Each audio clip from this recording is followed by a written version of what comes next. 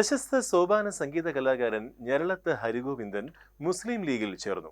പാണക്കാട് സയ്യിദ് സാദിഖ് അലി ശിഹാബ് തങ്ങൾ അംഗത്വം നൽകി അദ്ദേഹത്തെ പാർട്ടിയിലേക്ക് സ്വീകരിച്ചു.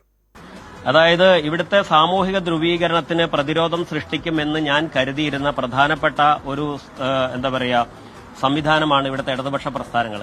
ഞാൻ അവരുടെ കൂടെ ശക്തമായിട്ട് കണക്ക് പോലും പറയാതെ അനവധി വേദികൾ പാടാൻ പോയിട്ടുള്ള ഒരാളാണ്. പക്ഷേ അവരും സംഘപരിവാറും ഒരേ തൂവൽ പക്ഷികളായിക്കൊണ്ട് വെള്ളാപ്പള്ളിയെ പോലുള്ള ആളുകളുടെ സമീപനങ്ങൾ പോലെ അനവധി ദുരന്തങ്ങൾ വിതയ്ക്കാൻ സാധ്യതയുള്ള പ്രസ്താവനകളും കുംഭമേളയോടനുബന്ധിച്ച് നടന്നിട്ടുള്ള പേടിപ്പെടുത്തുന്ന ചില സമീപനങ്ങളുമൊക്കെ എന്നെ വല്ലാണ്ട് ഭയപ്പെടുത്തുന്നുണ്ട്. ആസ് ആൻ ആർട്ടിസ്റ്റ്, ഒരു കലാകാരൻ എന്ന നിലയ്ക്ക് വല്ലാണ്ട് ഭയപ്പെടുത്തുന്നുണ്ട്. വിശ്വമാനവികത ഉയർത്തിപ്പിടിക്കുന്ന ആളാണ് പാണക്കാട് സാദിഖ് അലി തങ്ങളെന്നും ആ വിശ്വമാനവികതയിൽ വിശ്വസിച്ചാണ് ലീഗിലേക്ക് വന്നത്. ഇനി UDFന്റെ പ്രചാരണ വേദികളിൽ സജീവമാകുമെന്നും ഹരിഗോവിന്ദൻ പ്രതികരിച്ചു. ക്ഷേത്ര ആചാര സംഗീതം മാത്രമായിരുന്ന സോപാന സംഗീതത്തെ ആദ്യമായി ക്ഷേത്രത്തിന് പുറത്തെത്തിച്ച് ജനകീയമാക്കിയ ഞരളത്ത് രാമപൊതുവാളുടെ മകനാണ് ഞരളത്ത് ഹരിഗോവിന്ദൻ.